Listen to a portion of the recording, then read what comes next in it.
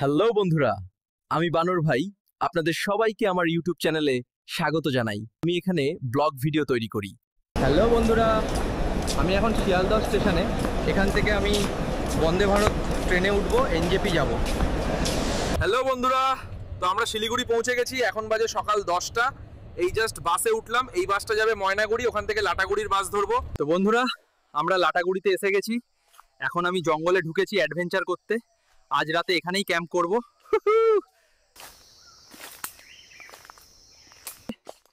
এখানে এসে দেখছি চারিদিকে শুধু জঙ্গল, আর আমি একা। দেখো বন্ধুরা, এটা মূর্তি নদী। শুনেছি এখানে জন্তু জানোয়াররা জল খেতে আসে। দেখি আজ কাউকে দেখতে পাই কিনা।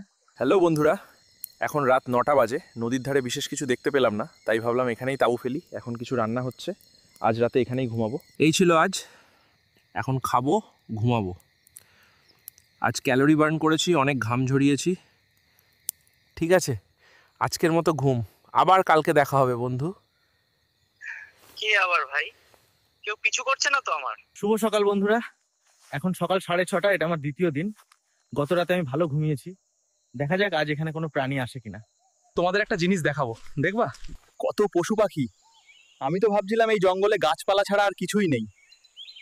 জঙ্গলে ঘুরতে ঘুরতে হঠাৎ দেখলাম একটা জঙ্গল সাফারি গাড়ি আসছে।